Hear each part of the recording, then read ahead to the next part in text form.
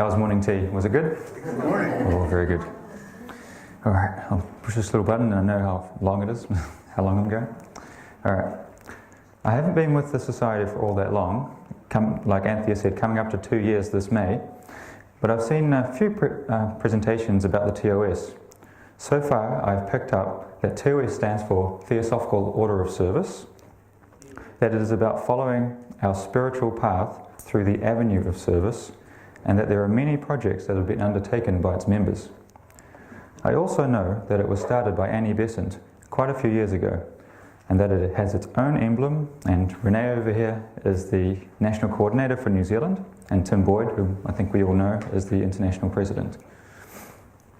Up until now, I've been busy investigating what Theosophy is and what the Theosophical teachings are all about, and have not paid much attention to the TOS. What I remember from the presentations I have seen on the TOS, they have focused a great deal on the projects the TOS has done or is currently doing. The projects are very interesting and helpful to humanity, but I'm currently more interested in the philosophy behind the word that is used most often in these presentations: service. I have heard Renee talk about the TOS as being much more than just physical projects or putting a metaphorical band-aid on the world. This has prompted me to explore the spiritual side of the TOS and service a bit more, and to investigate why Annie Besant might have started the TOS in the first place. I thought I would start off by exploring the word service. What do we actually mean when we talk about service? For me, I suppose it depends on the context. If I'm thinking as a software developer, I think of a whole bunch of technical stuff like software as a service, service-oriented architecture, Windows services, the client-server model, the list goes on and on. It's crazy. In an economic sense, think about people who offer to do something for money, like tradies, electricians, plumbers, and that sort of thing. People providing financial services or online services. And then when I think in terms of spiritual service, I think about giving time or money to helping other people or organizations. But I think the dictionary is as good a place as any to try to get a definition. That's kind of what it's for, I guess. Dictionary.com has 24 definitions for service as a noun. That's quite a few, big list. It's interesting to note that the first definition is an act of helpful activity, help, aid, which seems to me to be a decent definition to have at the top of the list.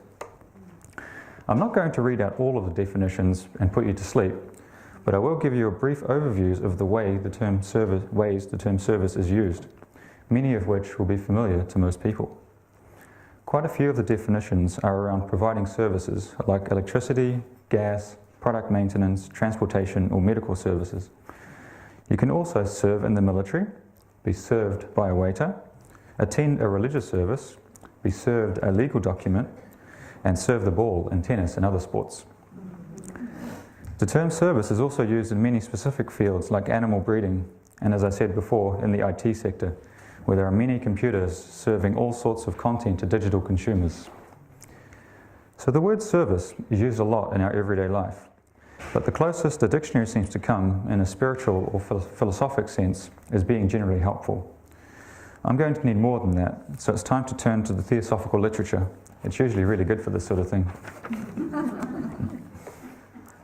In a lecture entitled "The Supreme Duty" that Annie Besant gave in Chicago at the World Parliament of Religions in 1893, she says, "I proclaim tonight the universal law of life, for only by service is the fullness of life made possible. To the service of man, the whole of the universe today is yoked.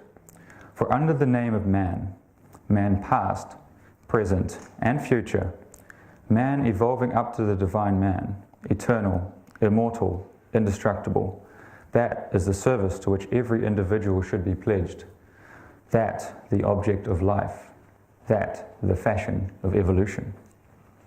For me, this sheds more light on the subject of service, as I don't think she's talking about service to the personality of others or our own.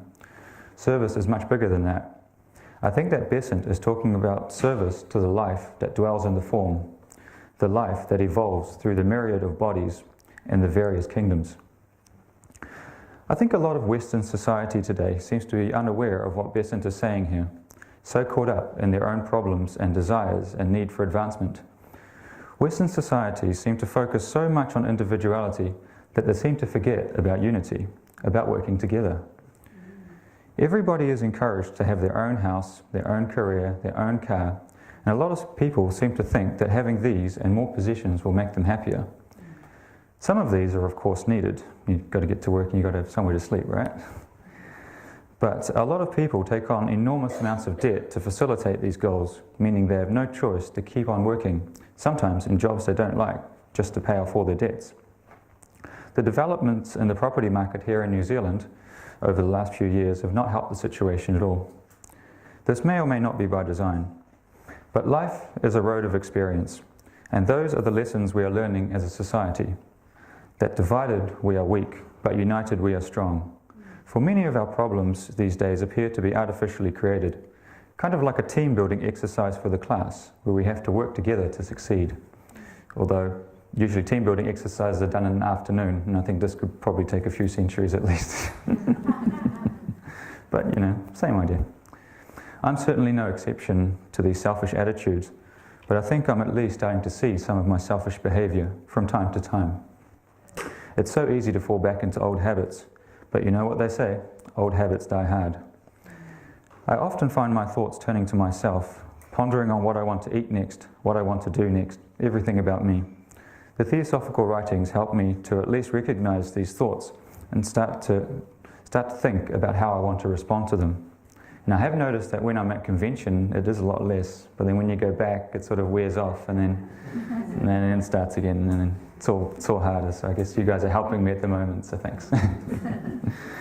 So Annie Besant sums this idea up a lot more eloquently in her book, The Path of Discipleship, where she writes, "First, men do action for self-gratification. There is only progress in experience is gained. Then they learn to do it as duty, and so they begin to practice yoga in daily life. Lastly, they do it as a joyful sacrifice for which they ask nothing back, but give every power they possess for the accomplishment of the work, and in this way, union is accomplished." To me, this means that service is a journey, and everybody is at a different point in that journey. The world as it is, with all its problems, seems to be the logical consequence of many people still being at the self-gratification stage. Besant expands on this idea in her book, Initiation, the Perfecting of Man, saying, "I am not speaking with any idea of looking down upon, or with contempt for, those who are merely walking in the ways of the world with the ordinary worldly objects. That is a part, and a necessary part of evolution. How should man evolve his mind? How should man train his emotions? How should man develop, even physically, unless he considers the ways of the world and makes efforts to succeed therein? It is well that a man should work for the fruit of action, well that men should struggle in order to succeed, well that men should be ambitious, should grasp after power and place, after fame, honour and success. Toys. Yes, they are toys, but they are the toys by which the children learn to walk. The prizes in life's school by which the boys are stimulated to exertion. The crowns in the struggle of life by which strength and energy and future possibilities are developed. Do not despise the common world of men, in which men are striving and struggling, making many an error and many a blunder, committing many a sin and even a crime. For all these are lessons in life's school. All these are stages through which every man must pass. As the fair struggle in the world of the brute develops strength and cunning and the power to guard the life, so do the fair struggles among men develop the power of the will, the power of the mind, the power of the emotions, even the power of muscle and nerve. In a world which springs from infinite wisdom and infinite love, there is no lesson that has not its purpose. And in all the prizes of the world, call them from the higher standpoint toys if you may, in all the fruits of action, which in the higher life you are bidden to renounce and to cast aside, in every one of these God is hiding. In every one of them, Isis attractiveness is the only power that allures. And though they break into pieces when you have grasped them, although ambition turns to ashes when it is satisfied, although wealth becomes a burden when it is gathered, although pleasure becomes satiety, after it has filled the cup of delight. Still, the breaking is another lesson. Learn then that the service demanded is that unselfish service that gives everything and asks for nothing in return. And if you find that in you it is a necessity of your nature, not a choice, but an overmastering impulse, then you may be sure to say that you are one of the men of the world who are taking the first steps towards the path. And she does note, I need hardly say that when I mean men, I mean women too. But I cannot keep saying man and woman each time, as it makes such difficulty with the pronouns. So, just easier. But and then she continues, and while you think you are only serving man, while you think you are only helping the downtrodden, the miserable, the ignorant, and the suffering, in the higher world, where the judgment of the great ones is made, their sentence is pronounced, although you know it not. Insomuch as ye did unto the least of these, my brethren, ye have done it unto me. I think many people in the world are still very busy chasing after toys of all kinds, but as Annie Besant said, there is nothing wrong with that, and I presume we've been doing plenty of that in previous incarnations. I can certainly still feel the impulse to collect toys in this life, but I'm starting to learn there is a lot more to life than gaining material things, even though toys are very nice to have in moderation. I suppose it ultimately comes down to how attached we are to our toys, and if we see them as our property to be guarded or as tools we can use in service to others. So now that we have a better idea of what is meant by the word service in a theosophical sense, how do we go about serving? Keep it simple. In service to all living things, Annie Besant writes, how can I best serve the world? Begin with your own family, those who are nearest to you, whom you see day after day, to whom you can continuously practice service. Extend it then gradually from the family circle to those who are your nearest comrades in your ordinary life.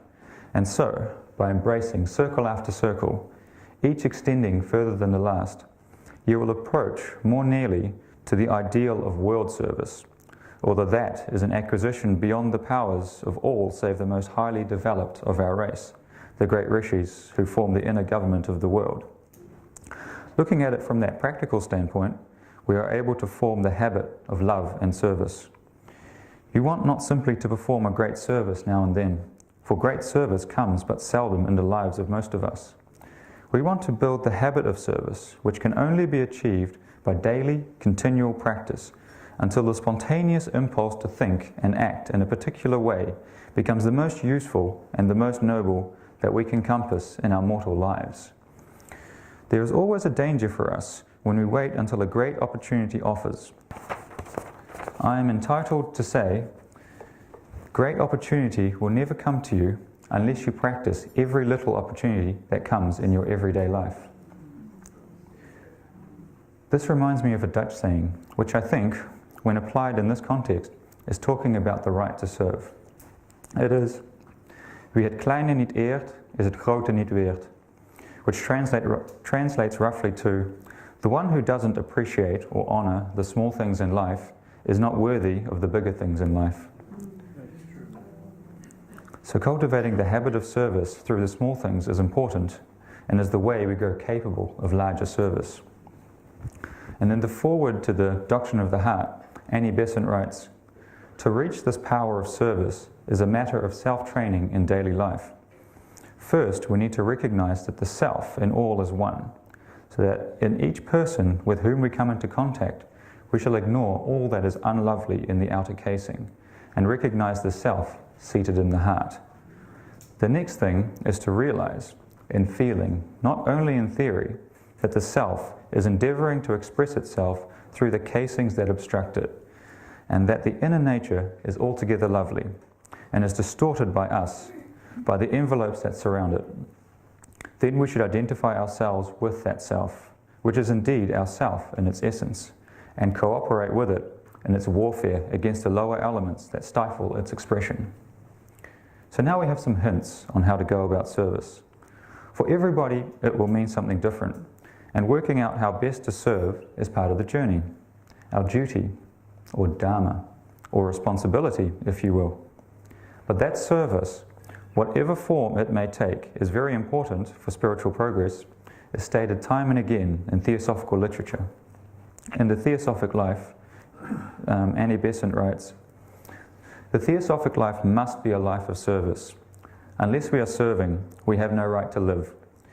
We live by the constant sacrifice of other lives on every side, and we must pay it back. Otherwise, to use an ancient phrase, we are but thieves and do not repay the gift." Service is the great illuminator. The more we serve, the wiser we become. For we learn wisdom not by studying, but by living. There is a sense in which the saying is perfectly true. He who doeth the will shall know of the doctrine. To live the life of service clears the mental atmosphere of the distorting fogs of prejudice, passion, and temperament. Service alone makes the eye single, so that the whole body is full of light. And only those who serve are those who truly live. That theosophic ideal is one which must permeate the being of every one of us. For on the amount that we give in service to others, can we claim the service of those that are higher than ourselves. Speaking of those who are higher than ourselves, in the letter from the Mahachohan, he clarifies what constitutes a true theosophist. It is not the individual and determined purpose of attaining for oneself nirvana, the culmination of all knowledge and absolute wisdom, which is after all only an exalted and glorious selfishness, but the self-sacrificing pursuit of the best means to lead on the right path our neighbour, to cause as many fellow creatures as we possibly can to benefit by it, which constitutes the true theosophist. So service is a very important part of spiritual development and about helping all our fellow creatures as best we can. But it does not always seem easy. In fact, life doesn't always seem easy, and at times it seems like there's so much suffering in the world that anything we can do is just a drop in the bucket and will not do much good. The Theosophical Society has introduced me to the idea of karma, not the caricature that is often portrayed by popular culture, all about reward and punishment, but as a law of nature, and above all, a great teacher. Annie Besant seems to have written about everything. And in The Theosophic Life, she writes, "People say, if only my circumstances were different, I could lead such a more useful life. Error. You are doing the most where you are. Anywhere else you would do worse, not better. You are surrounded by exactly the things you want for the next step on the upward path. And the moment you are ready to take any other line in life, that moment, that line of life will open before you." To me, this says that everyone's circumstances are perfect the way they are for them to learn the lessons they need to. That although it is not always easy, and we do not always succeed, as long as we try, we will make progress. For failure is also a great teacher, if we are humble enough to learn from it. So now that we have explored the concept of service a little, how does the Theosophical Order of Service fit into all of this? To me, it makes sense to start with some history, and initially with the founder, Annie Besant, who, as we have heard, has said and written much on the subject of service. I think many of you already know quite a bit about her life, so I will only briefly review a couple of key dates and events to set the scene. Although, if you have not heard of Annie Besant before, I would strongly encourage you to investigate her life and writings, as they are fascinating, and she was an excellent writer. She was also reputed to be a great orator, but I missed all of her lectures on account of not being born yet. Although I think everyone in the room has the same excuse, so we're all in the same boat. But lucky for us, quite a few of her lectures were written down, because a lot of her books, you'll pick them up and they'll be like, oh, this was a lecture given here. And so she was very busy. But Annie Besant was born in 1847 and joined the Theosophical Society in 1889 after meeting H.P. Blavatsky, and succeeded Colonel Alcott in 1907 as the second international president of the Theosophical Society. She held the office until she passed in 1933 and was succeeded by George Arundel, the third international president of the TS. So you have a bit of an idea what date range we're talking about. Annie Besant announced the Theosophical Order of Service in the supplement to the Theosophist for February 1908. And I've noticed over the last few days, every time the date 1908 comes up, I'm like, wow, that's another thing that Annie Besant probably did. So yeah, she's been busy, very, very busy. Lots of energy. So the official name of the order is actually the Theosophical Society Order of Service, which is usually shortened to the Theosophical Order of Service, which is in turn often referred to with just the letters TOS. I will be referring to it as the TOS from now on because it's just shorter to say. According to the Agile TS website, the TOS currently has branches in about 25 countries, but is active in 34 countries, which are listed on the International TOS website. In about half a dozen countries, the TOS is a separately constituted, legally registered body, and in others it operates as an autonomous department of the Theosophical Society. All of the TOS activities are supported and supervised by the International Secretary of the TOS, who reports regularly to the President of the TS. The TOS in New Zealand was initially started up in 1910, although the current team came together in 2003. So, first slide change. I don't have many slides, so I've been using them sparingly. All right. The TOS has got its own motto, which reads, "Towards a union of those who love, in the service of all that suffers," which sums up the mission of the TOS. It also has its own official emblem, which is a rose with a lotus flower in each corner, and the 4 words, Theosophical Order of Service, written in the borders, as you can see on the left and the right of the slide. I think the left one is the sort of original one, and then the right one is more 3D. New Zealand has adopted the right one. Oh, apparently New Zealand has adopted the right one. Thanks, Renee. The correct one? Of course. So aside from the official emblem, there are various other emblems and logos, and there's 2 on there that you'll see come up quite a few times. But there's quite a lot of other ones. And these ones and other ones you can get from the International TOS website. You can just download them under the resources section. So that's quite good. Now you might be thinking, what's the difference between the Theosophical Society and the TOS? To me, the main differences seem to lie in the organizational structure and the methods they use to promote the first object of the TS. The official wording in the TOS International Handbook, which is a great read, is as follows. The Theosophical Society values the Theosophical Order of Service as an avenue to express theosophical living, finding in it a setting where individuals may work with others at the local and international level, choosing areas of service that reflect their skills and interests. The TOS places the utmost importance on a harmonious working relationship with the TS. Though the TOS has not so far been present in all the countries where the TS is active, it aspires to being a veritable partner to the TS, in making the teachings of Theosophy of transformative value in the world. They share the vision of universal brotherhood that is embodied in the first object, and complement each other in the distinctive ways they go about its promotion. While the TS maintains neutrality on controversial social and political issues, the TOS provides a framework in which stands may be taken on matters of public concern.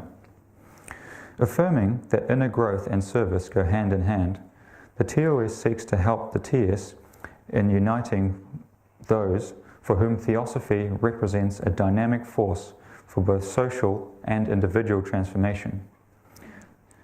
So although the TOS is not the only way to go about service, it is a very important one and complements the TS in achieving its first object. The TOS also has a twofold purpose, which is the unselfish service of the needy and suffering, and the inner transformation of the server. Any discussion of the TOS is not complete without mentioning the many projects that have been worked on by its members. The projects are as varied as the members themselves and range from humanitarian aid to setting up and running schools, getting equal rights for women, standing up for those who cannot stand up for themselves, making sure animals get treated well, education on a variety of subjects, and lots of fundraising for other TOS projects or other projects. And I'm sure I've missed some out, so sorry. But hopefully you get an idea. But I think most of us have seen all the presentations, so we're well aware of the good work that the TOS gets up to. So membership in the Theosophical Society is not a requirement for joining the TOS or assisting in its activities. In fact, anyone may participate without being a member of either organisation. Although if you want to be a national director or a branch organiser, you have to be a member of both. But I think that's really good, because then other people that might not be ready for Theosophy yet, they can get involved anyway, which brings everyone together. So I think that's really good. So we've learnt a little bit about what is meant by service.